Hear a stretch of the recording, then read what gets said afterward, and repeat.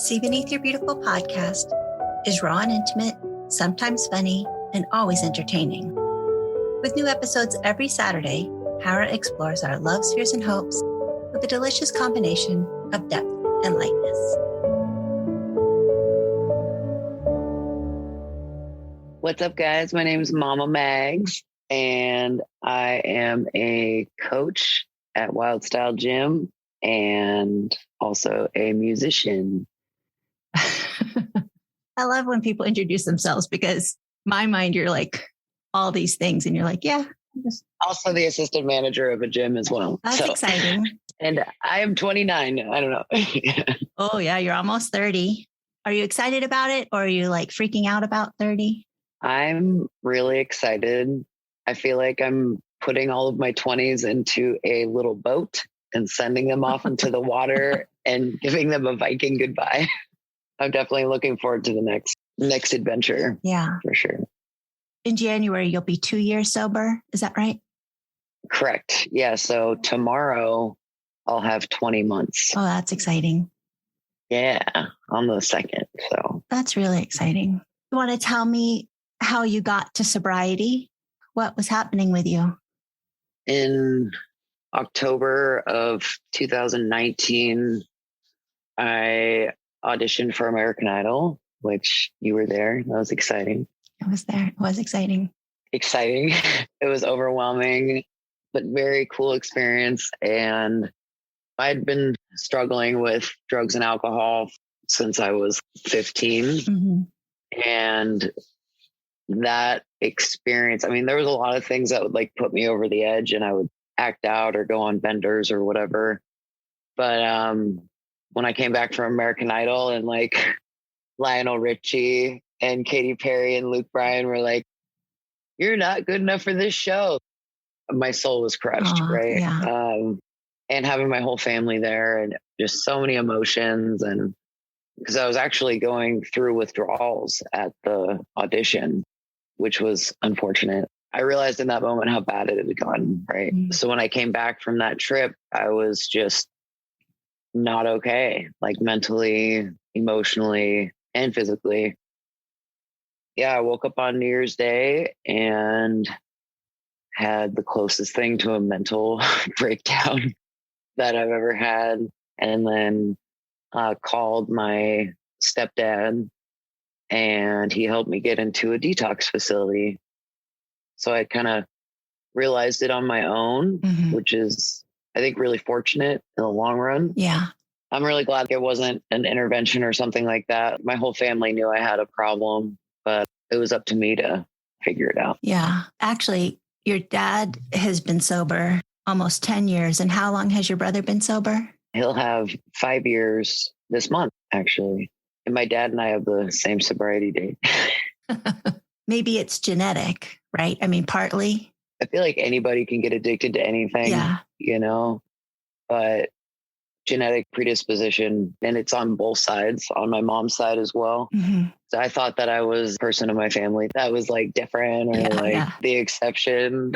And I did have a lot of fun or whatever, but it's really a lonely place, suffering in addiction mm-hmm. by yourself. Mm-hmm. I want to say that you don't remember what Lionel Richie and Katy Perry said to you, right? I mean, they didn't say you're not good enough for the show. They didn't say those words. Right. That was what I heard, right? Lionel Richie actually said I had a really good wheelhouse, and Luke Bryan really liked the Mama Mags thing. And then Katy Perry just stared at me. She was very intimidating. Do you think it sucked that your whole family was there? Do you think we messed you up?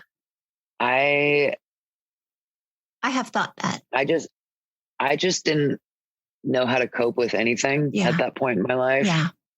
I had very minimal coping skills. So my entire like hometown behind me and my family with me, the amount of pressure. Yeah. Yeah. Well, and not just your family, like it was your new stepmom, your last stepmom, your mom. Afterwards, I was like, man, that must have been a lot of pressure for you. Like having to deal with all of us, trying to just be all cool with each other. Right. Oh, man, I could cut the room with a knife, you know? I'm really sorry about that. in retrospect, I mean, of course, I want everybody to love me, but that's just not the way the world works. Right. I was so lost in my alcoholism and all that like to cope with that, like I just drank. Yeah. I was like, I don't really care. I don't really give a crap who's here, or whatever. And yeah, it's like, as long as I can drink. And then that morning of the audition, it sunk in. I was like, I'm not gonna be able to drink all day. Oh, wow. Instead of being like, wow, my family's here and this is a great opportunity and I can't wait to go in there and crush it, I was freaking out because my body was going through withdrawals. And luckily I was nervous, so I could like pass it off as nerves. But yeah, it was not okay. I mean, I would say that the last 3 years of my drinking, I was dependent on alcohol. I was a maintenance drinker. I was drinking before, during, after work, middle of the night type of stuff. It was really bad. Well, I'm so glad you're sober. And so 2 years ago, you couldn't have imagined this life for yourself. Oh my God. Oh, yeah, no. I always make the joke with my sponsor that when I was drinking, I would hate the person that I am now. Somebody that's up early, drinking coffee, going on jogs in a white jacket with AirPods in and like has a twinkle in their eye and works out all the time. Like I hated people like me when I was drinking, I was like, yeah, poser. That's funny. Actually, yesterday I got my coach shirt for Wild Style Gym, and like I ran my first class by myself, and my boss is saying all these nice things about me, and I just felt like I was hallucinating. I was like, what is this? Like, who is this person? And yesterday you got certified, is that right? Yeah, I woke up early yesterday and went to the testing center and got my group fitness instructor certification, and then same day, I guess for lack of a better word, promoted, to an actual coach. I've been assisting for 5 months. Oh, that's exciting. And you got started in this because you were working at Safeway and it was next to it and you started working out there? Yeah. It was literally like 100 feet from Safeway's entrance. And I would walk by there every day, walked right by. I would be like, oh, that would be really fun. That looks like fun. Nah, not today. I walked by for 7 months and finally walked in there and took one class and was like, I need this. Having that obsession, that weird crap in my brain that goes on as an addict. That was the closest to getting high I had felt since getting sober. Yeah. All that adrenaline, all those endorphins and working out, all that good dopamine, all that natural stuff. And I got done with my first class and I signed up for a year. I was like, I need this in my life. I don't care what happens. Then later in March of this year, the head coach approached me asking if I'd ever been interested in coaching. And I just was like, what? Fast forward 5 months, I'm coaching there and working there, and it's crazy. I love that.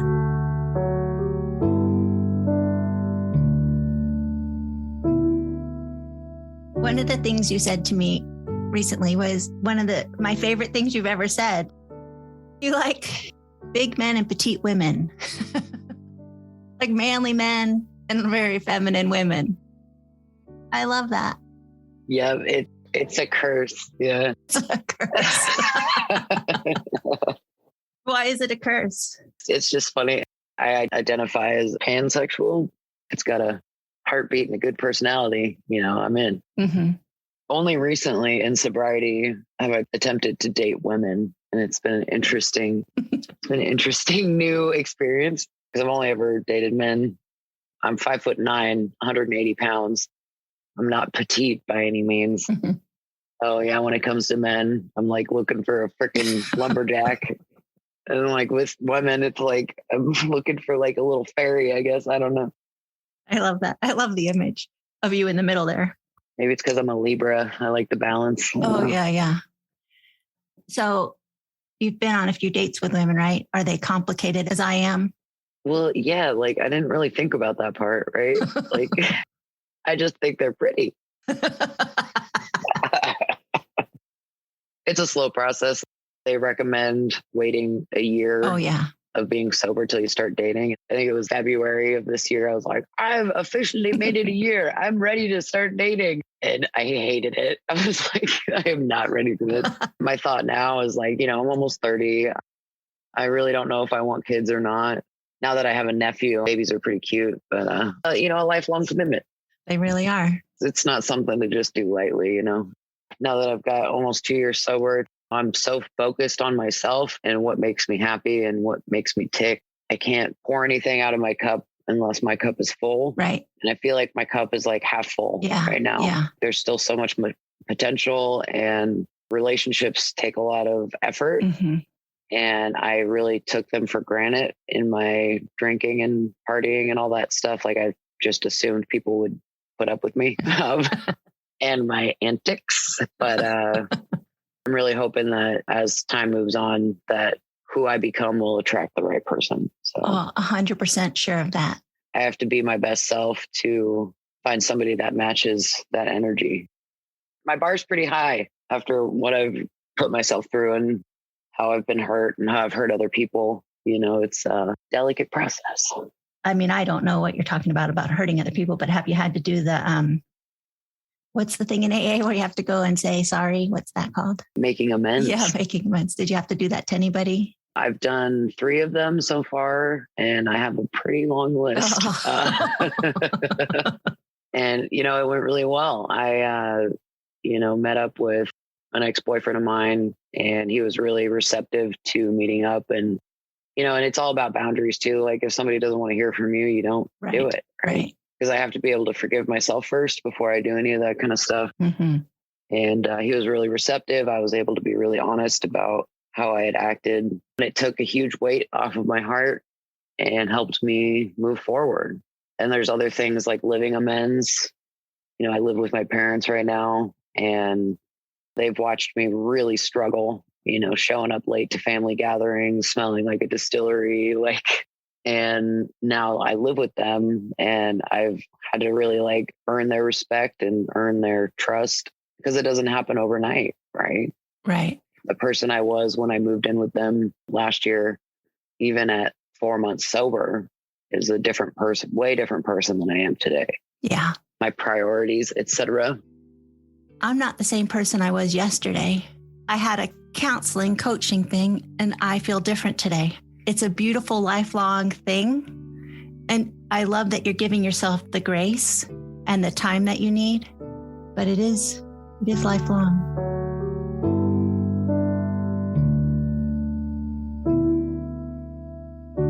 I started drinking and experimenting with drugs when I was 15 years old. And I didn't stop until I was 28, right? Right. And it just got worse. Right. To think that I can undo 13 years worth of issues and trauma and lack of coping skills and pain and blah, blah, blah. It's that's pretty unrealistic. It's going to take time to unpack what it means to be present in my life today. How old were you when your dad and mom split up? Oh, I think I was 14. Why can't I remember this? Oh my God. Well, I don't know, but that seems very close to when you started doing your drugs. That makes sense. Yeah, that makes sense. Just wondering if it correlated at all. Yeah, I'd say it definitely matched up now that you say that. It's the classic tale of my parents split, and then, my dad lived in a different state. That was pretty traumatizing because I was really close with my dad. Mm-hmm. And my mom then had to start working full time for the first time in my life. Mm. And so my brother and I basically spent most of our high school years raising ourselves in a way. And Jeffrey was a critical part of that, making sure we both got to school on time and making sure we got home on time. And my mom's dad was really sick at the time as well. It's all this crap was going on, and we had to hurry up and grow up real fast in that time. And for me to grow up, I wanted to fit in with the grownups that I was hanging out with in the music scene. And so, yeah, that meant that I went to parties, and that meant I learned how to shotgun beers. And, it meant that I didn't say no to the joints, and I didn't say no to the whatever mysterious powder was in front of me. It made me feel different. I really liked anything that made me feel different. Yeah. It didn't really matter what it was. At that point, I didn't realize that it was addictive behavior. It was just how I was coping. Yeah, for sure. Yeah. I'm not sure how long after they split up that your dad met his new wife, but then she already had a daughter. And I always wondered what you must have thought, like your dad had a whole new family. Yeah, it definitely hurt in a way. Yeah. So I was like, oh, well, okay. Like now you're in a different state doing your own thing, like whatever. Right. That's when I became really like detached from reality, I think. Yeah. Because that was right around when I was like 17 and I was graduating high school. And then I found a job at Stevens Pass on a whim and started smoking a lot of weed. Like that's when that started happening, and just anything to disassociate with what was going on in my life because I just didn't really want to deal with it. Right. I totally get it. I mean, I think most people do that. I think most people's coping mechanism, actually, you must know this now that you don't drink, that you're the minority for sure. The world drinks. Now that I have like a sober perspective, it was absolutely insane the way I was drinking. Yeah. If somebody had like a cocktail party with wine and cheese or something like that, I didn't understand it. I was like, why aren't we drinking as much as we can, as fast as we can? This is lame. You know what I mean? Yeah, I do. Because my dad once told me that when I went out to bars, I should drink a drink and have a glass of water and drink a drink. And I was like, well, that's stupid. The whole goal is to get drunk. Right. I didn't drink for taste. I drank for effect. Right. Me too. Yeah. Which is dangerous. Well, for me, I can't stop at just one because I'm feeling good. If I have more, I'll feel better. Right. If I take one drink of anything, if I take one hit, one whatever of anything, I'm not really sure what's going to happen. Right. Right. There would be days where I got off work and I'm like, I'm just going to have a shot after work. And then next thing I know, I'm like blacking out and I've been out all day and I'm still wearing my work clothes. Mm. You know, like I haven't gone home and I haven't showered. Yeah. And it's 2 a.m. and I got off work at 4. You know what I mean? Mm-hmm. It's like I didn't know what was going to happen. And if I stay sober today, just for today, I have a way better idea of how my day is going to go. You know what I mean? I can't even drink caffeine right. I was crashing at work at like 5 o'clock yesterday. Because you're all in. You mean like if you do something, you just do it? Yeah, and it can be used for good with this whole fitness thing that I have in my life. Going all in is really good, but you also have to know when to dial it back, you know, or you're going to hurt yourself. Yeah. And with my drinking, I didn't know how to dial it back at all. That wasn't an option. It's really nice to have balance in my life today.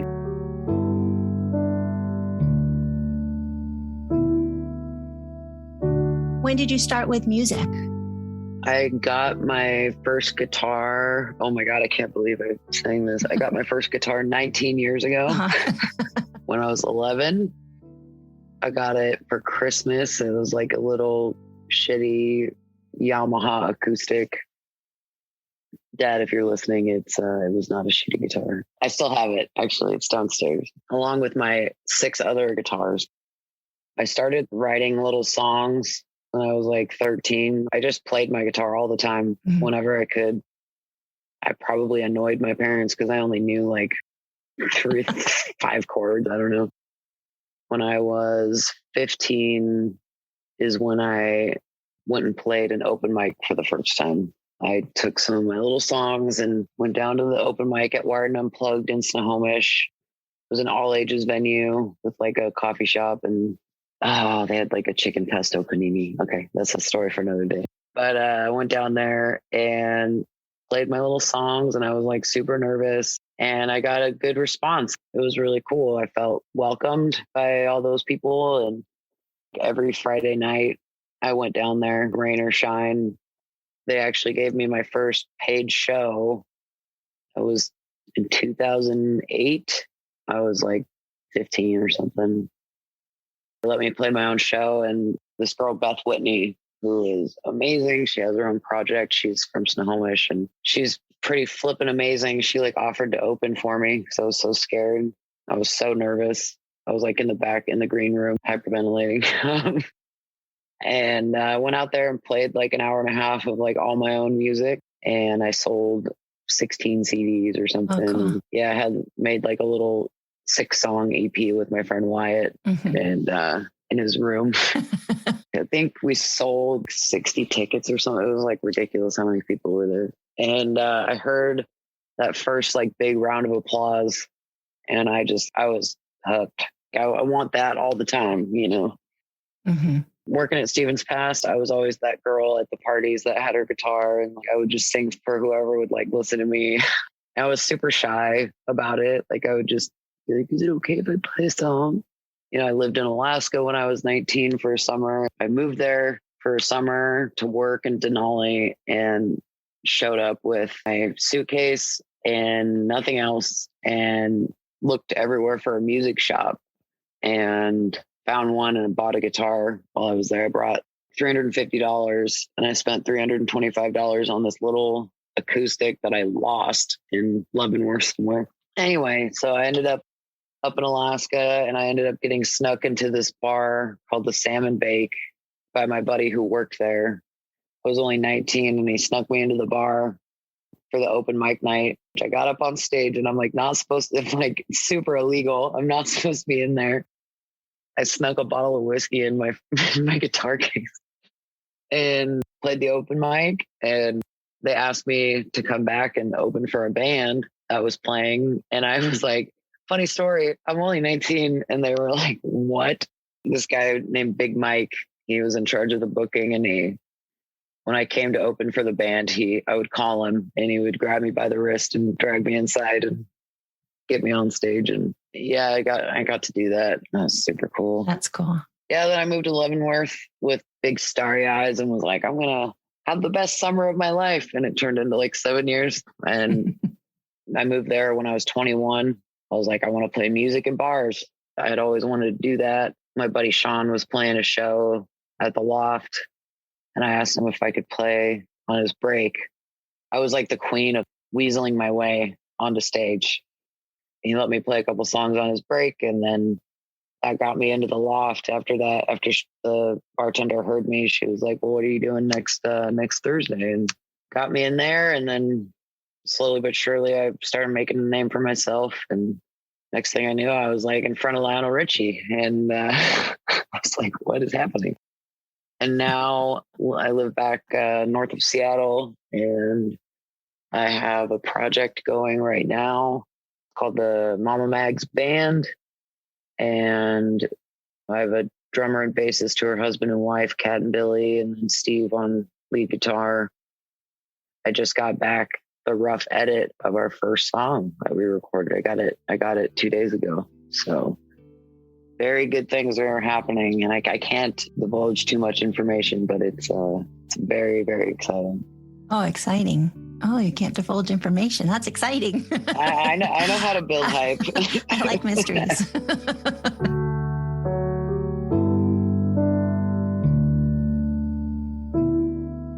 Do you think you're ever going to try out for The Voice?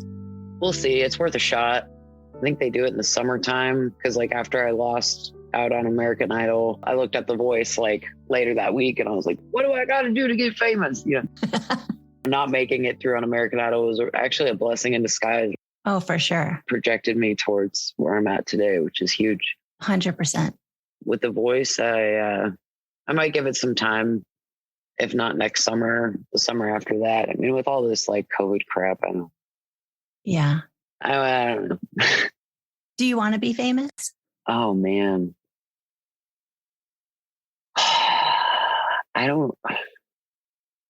I want my music to reach as many people as possible. And I would die happy if I got to play an arena full of people singing my song. Yeah. You know, people can get famous on TikTok overnight. Being famous has been watered down. I think more about like what I leave behind, legacy type stuff. I would love to be a voice for young people in addiction. I would love to get in the best shape of my life. You know, I've been working out solid for almost 11 months. It's been really nice. And I'd like to inspire people through my music, and whatever comes of that is cool.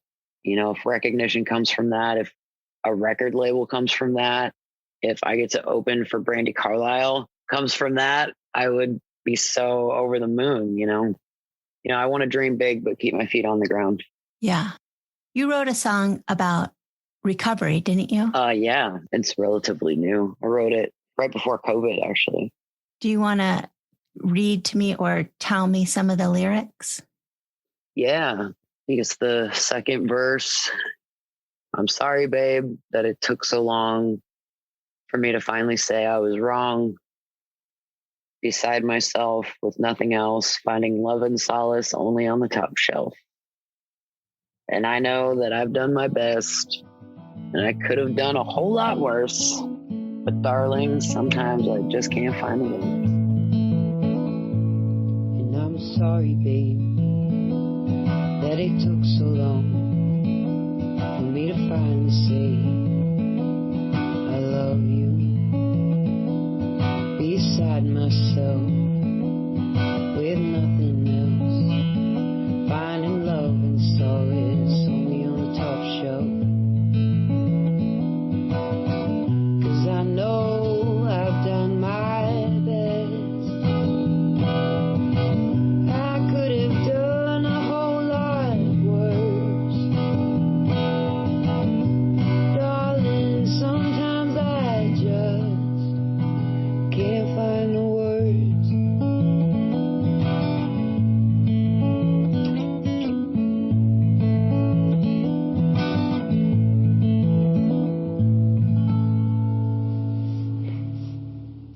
That's so beautiful. I loved when you sang that in Leavenworth when we came to see you. Yeah, it was beautiful.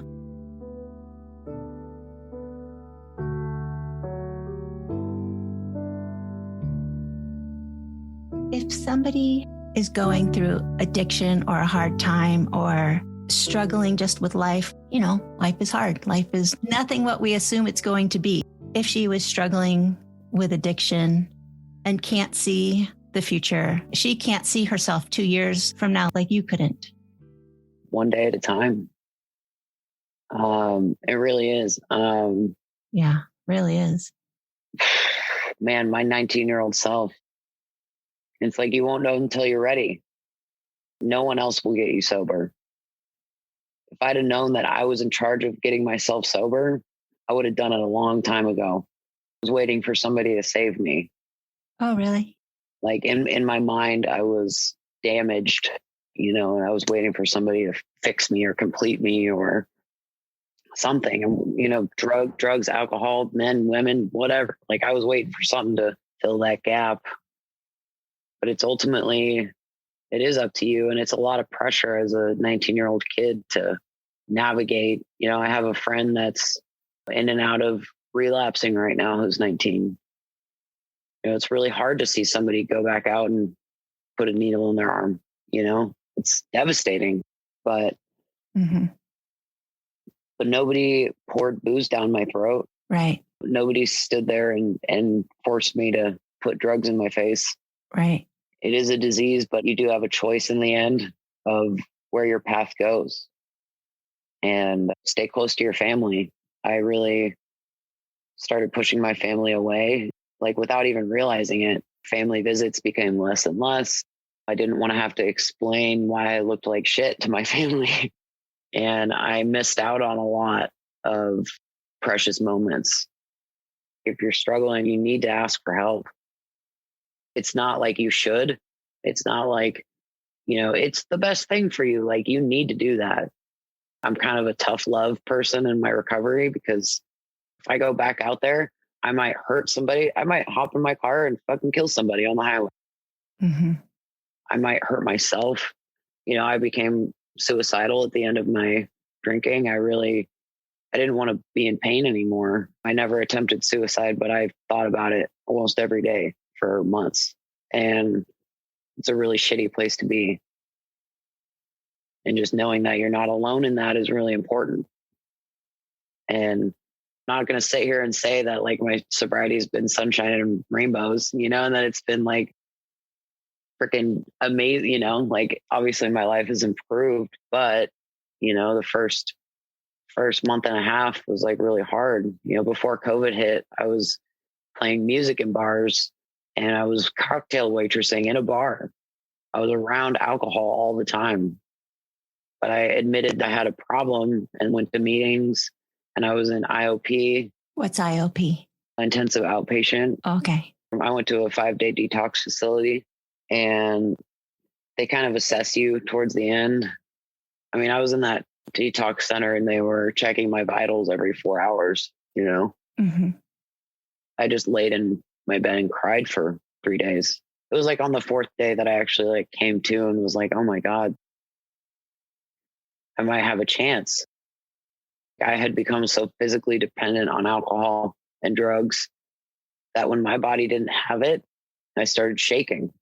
Yeah. Yeah. Really scary. And I thought I could do it on my own, but I looked up, I was literally like drunk, Googling, like, how do I stop drinking? Like, you know what I mean? I didn't know. I was in ground zero, you know, rock bottom, if you will. I had been in a rock bottom for a long time, and I was just like looking for trapdoors. You know, I was just like, I had a shovel and was like digging deeper. I was like, how far down can I go? I got admitted to the hospital and they gave me Librium and made it to the detox center. And when I had been in the hospital for almost 3 hours, and I had had my last drink 4 or 5 hours before that. And I still blew a 0.28 when I got admitted to the detox facility. Wow.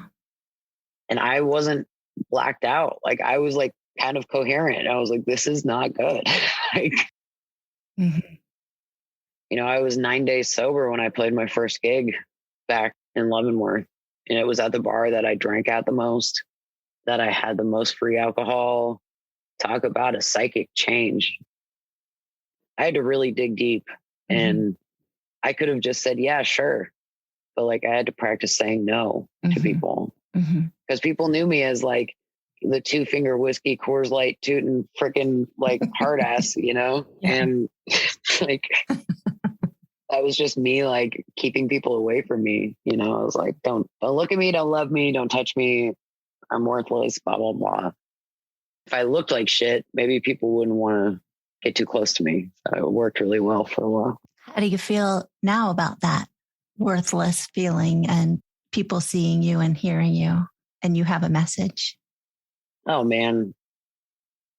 One of the greatest things that I've gotten out of sobriety is that I don't live my life in fear anymore. Fear of where my next drink will come from, fear of people. Because even though I was in the spotlight and sang and performed and did all that stuff, when the music stopped and I was at home by myself, I would just drink until I passed out. Mm-hmm. And if I was nervous, I would drink. If I was happy, I would drink. If I was upset, I would really drink, you know, mm-hmm. Or I used it as like a reward system. Today, I still struggle with self-esteem. I've found through working this program that it's a deep-rooted issue that I have. And I'm really hard on myself. At least today, I do it for the right reasons. Mm-hmm. Always challenging myself to be better, which is fantastic, but it can also be a little toxic. So I'm learning where to dial it in. Yeah. Well, you said you have to come to it yourself. Nobody can, you didn't want an intervention. I'm hoping that you get to the point where you want to talk more to somebody about self-esteem and all those things when you're ready to do that work, because I'm excited for you when you get there. It is hard work, and it is, you got to dig deep, and it's exhausting, but that's where the real changes come. Right. In the first couple months, I wasn't really hearing a whole lot. Yeah. I was just trying not to drink. Right. Yeah. Like I was like, whatever it takes between now, it'd be like 7:00 in the morning. I'm like, okay, I need to make it to a meeting at 5. I just don't have to drink for these set amount of hours. Yeah. I would literally put on a TV show and like start cleaning or like do something, eat a bunch of candy. I was kind of a hot mess. And then I drove over from Leavenworth, Washington, over to my parents' house where I live now for the first time in February last year. I was like 6 weeks sober, and I drove over, and for the first time, like I really saw Stevens Pass. Wow. Yeah. It's like February, it's eerie and there's snow on the ground and it's breathtaking. And I had been so sedated that I didn't even, take in the beauty of the world around me. Yeah. Like really bad tunnel vision. Sobriety has opened up my eyes and my heart to like these precious moments that I get to remember, I do. Yeah.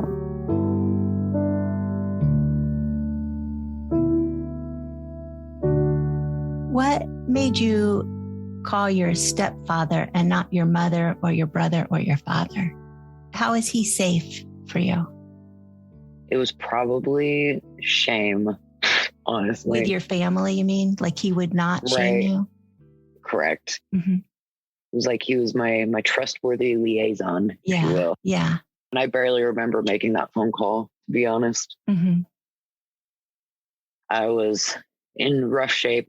I had gotten off work. They let me go home early because I was freaking out. Like I literally got to work that day and started crying and like couldn't stop. And I was overworked. I'd slept maybe 12 hours that week. Oh. It was bad. I was sleep deprived, malnourished, exhausted. And I just kept drinking because I thought that would fix it. Right. I was like, well, if I feel like crap, maybe I should take it, whatever. I got home and I told my roommate, I think this is it. And he was like, what do you mean? I was like, I think this is it. I can't do this anymore. He was the first person that popped in my head. Him and I have gotten a lot closer since I moved in, but like in the back of my head, maybe I didn't know him very well, but I knew that he was good at logistics. Yeah. If I'd called my mom, there would have been a lot of tears and a lot of, maybe she would want to come try to drive over and like save me like she had done multiple times. She had really gone out of her way to pull me out of a lot of dark places in the past. Yeah. He's told me since then that it took everything in him not to do that, that I had to do this on my own. And through some sort of magic, like he got me a bed in Wenatchee at a detox facility. And I called my one sober friend that I knew and he helped me I kind of blacked out and then I came to and I was eating a Subway sandwich in his truck and we were on the way to the hospital and I was like, what is happening? Oh no.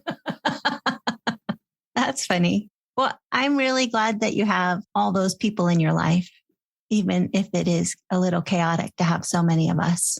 I'm glad there's all these people loving you. Yeah, man. Like, some people don't get even one mom, and I get 3. Some people don't ever get to know who their dad is, and I get 2. Yeah. That's how I look at it. That's how I feel too. I'm really happy you have all of us. And I think there's enough love to go around. My mom used to say, you never run out of hugs and kisses. Like they're just endless. That's how I feel about love too. There is enough for all of us. Right. And now we have my little nephew who's 8 days old today. I'm a granny. I know. I got to hold him for the first time, like sober. I hope that kid never sees me drunk. Yeah. When I was holding him, I was like, well, there's one more reason to stay sober, Right. And I'm so proud of my brother because in the back of my mind, when I got sober, what would that put him at? 3.5 years sober, I think. And, in the back of my mind, he was a huge part of that because I knew that he was able to do it. And he actually gave me back in like 2018, he took me to a meeting and I'd just gone through a breakup and I was just as per usual, a very hot mess, heartbroken and half drunk. And he took me to a meeting and all these people were like telling me I needed to change my life. And I was like, no way. Yeah. This is who I am. This is what I do. Like, get out of my way. Me. And he gave me his 12 Steps and 12 Traditions book. And I moved twice after that to 2 different houses because I thought running away from my problems in a small town was a good idea. He gave me his book and I never got rid of it. Like I moved twice, I spilled coffee on it. It was always shoved in a drawer, in the same drawer I had my drugs in. I tried to read it one time and I was like, this, no. Yeah. You have to be ready. And now I use it. I've been reading it. I highlight in it. It's a cherished possession of mine. I'm so happy for all of you.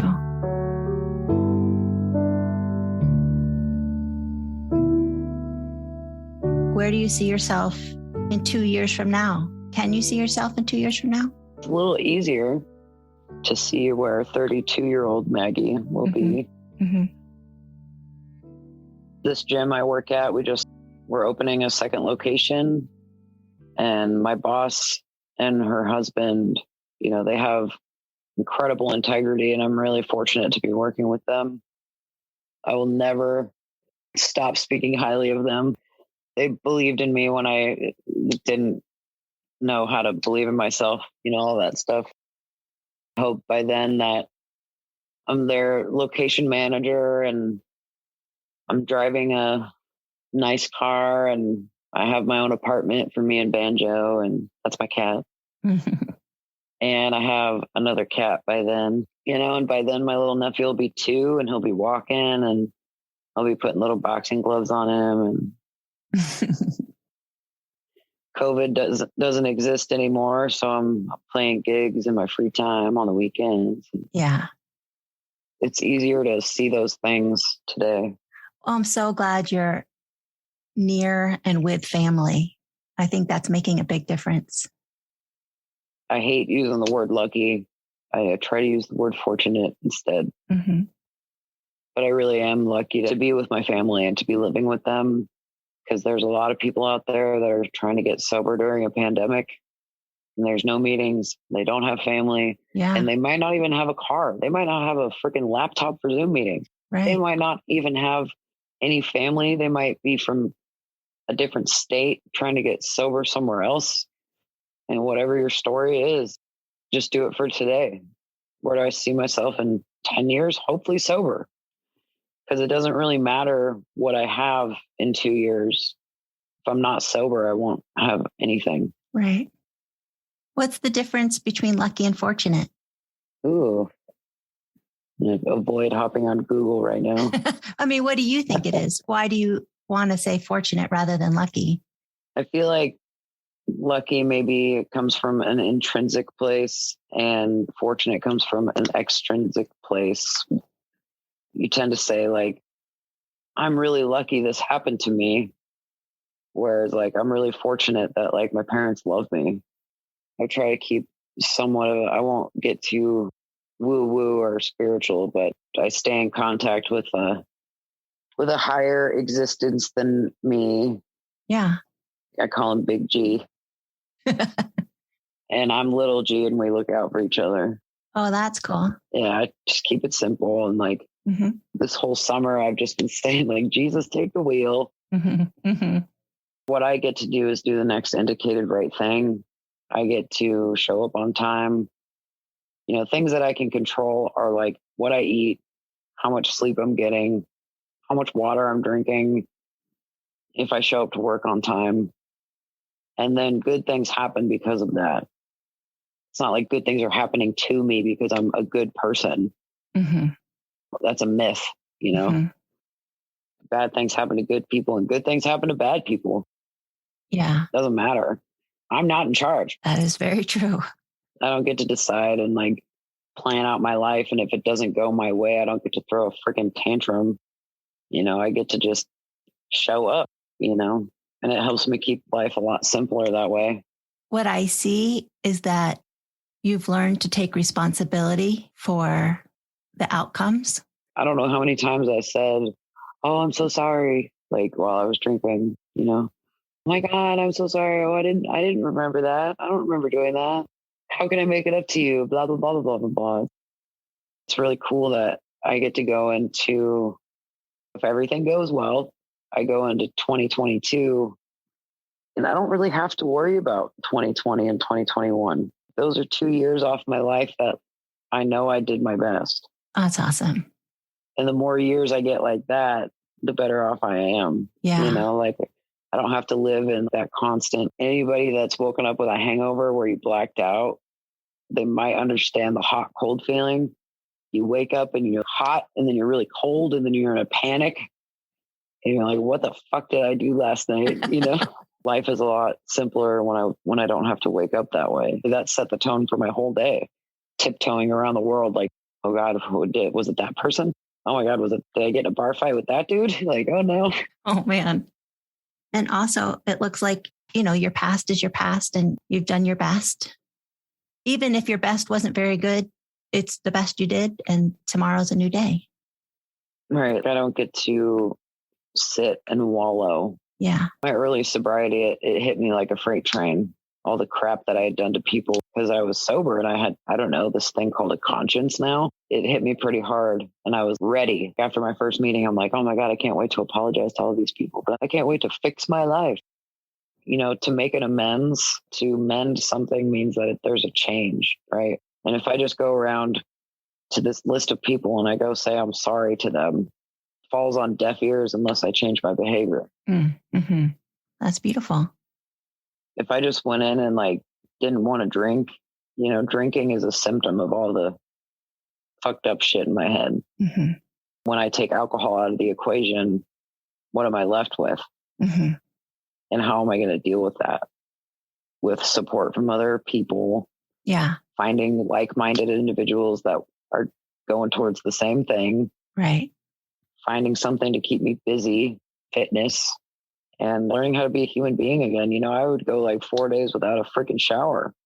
Yeah. I was gross. And then like learning how to function in society. Like when I got sober, I had a lot of debt. Like I had a lot of stuff that had gone to collections because I was afraid of making a phone call to like a hospital for like an old injury, and it racked up to a lot of money. And I owed one of my friends money for getting my car out of impound. Like just like, and it all came back to me, like I would get a little bit ahead and then another bill would find me and I'd be like, oh my God. What you were saying earlier, like taking responsibility. I don't get to run away. Yeah. I got a bill in the mail when I was like 5 months sober and I thought about going and getting a bottle. Oh, yeah. That was one of the first times that I was tempted. And then I realized, I'm like, oh my God, this is like an everyday maintenance thing. Like, oh no.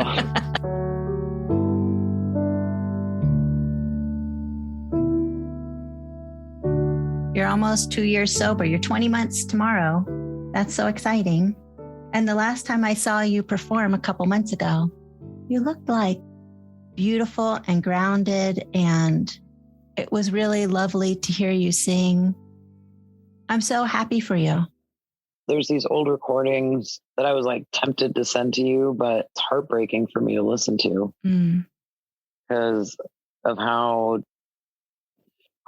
just how different and broken I was. It was like the summer before I went to American Idol. One of my friend Nick, had offered to record some stuff for me, and I was really excited, but I didn't take it seriously at all. And I was just taking trips to the bathroom to get some powdered sugar, and showed up with a 6-pack and a bottle of liquor to our recording session. It's like, it's so unprofessional, and the way my voice sounds, it's like I'm really, and I was chain smoking almost a pack a day at that point too.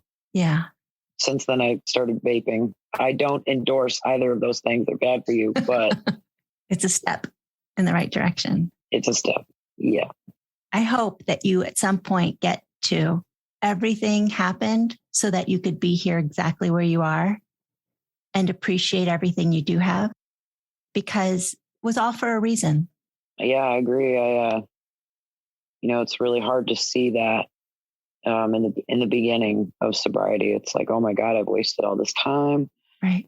Why didn't I do this sooner? I'm such a piece of shit, blah, blah, blah, blah, blah. Like that internal dialogue is really just messed up, right? Yeah. We all have that. We all have those voices in our head that tell us we're not good enough. Yeah. I hope that you're famous if that's what you want. I hope that your music always satisfies you. And it's cool. Like you get to have hopes and dreams today. Yeah. I really didn't before. I didn't know how to, like when I thought about my 30s, I didn't think I'd be alive. I really didn't. I thought that this is just who I am. I'm going to die from this disease. I had really accepted that for a while until it clicked that if you ask for help, something might just happen. Well, I'm so glad you did. And I don't have it figured out. Let the record show that at 53, every day is still a learning curve for me. So I just think that's true. And I think if the faster you get on board with that, the better, because you don't just wake up one day and you're good. And it's really helped me gain a whole new appreciation for my parents. Yeah.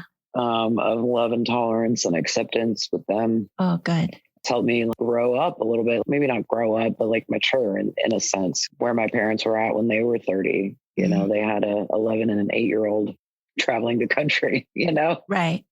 Fortunate to have them give me grace. And so it's like, the least I can do is give it back. Yeah. And they weren't sober, or your dad wasn't anyway. You know what I mean? Like, yeah, they were fighting all their battles too, which again, they're still fighting.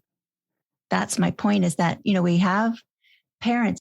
For me as well, I think my mother should have been whatever I think my mother should have been, but she was just a girl who started having kids at 19. And the idea that I lived in like pity party, right? Where the world was doing things to me. Mm-hmm.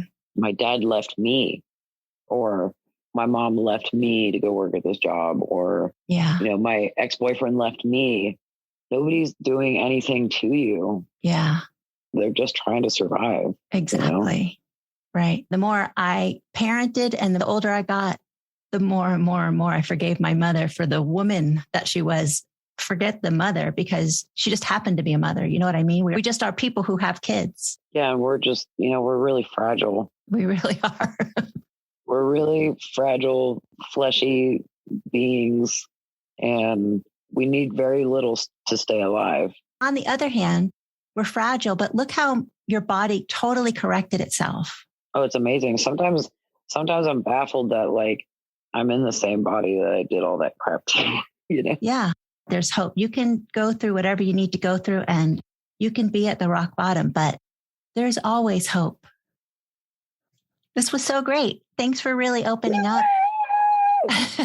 Thanks for being open and vulnerable. Yeah, man. It's important. People need to hear that shit. They really do. Yeah, it's weird what sticks with us. Like every time I do this coaching, it's so annoying. She takes me, when's the first time you felt that way?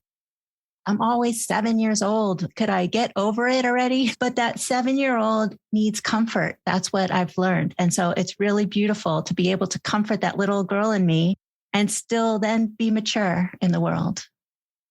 Yeah. And it's like every time I take a class, hit a heavy bag, or get punched in the face, because I've been taking advanced kickboxing and I've gotten like knocked in the nose a few times. And it's proving to my younger self, you're stronger than you think. You're not as dumb as you think, and you're not as smart as you think either. That's a screwed up poo quote, but yeah. That's awesome. Yeah. I like yours better, actually. I've been living by that recently. You screwed it up, right? No. Not as smart as you think. Well, it says you are smart as you think. Nope. Pooh says you are as smart as you think. Like Winnie the Pooh? Yeah. Oh, okay. You're cute. You didn't even know you were messing that up. You're not as strong as you think. You're not as dumb as you think. And you're not as smart as you think. If ever there's a tomorrow when we're not together, there's something you must remember. And what might that be, Christopher Robin? You're braver than you believe, and stronger than you seem, and smarter than you think. Oh, that's easy. We're braver than a bee, and longer than a tree, and taller than a goose. Or was that a moose? No, silly old bear. You're braver than you believe, and stronger than you seem, and smarter than you think. Love you. Love you too. Bye. Bye.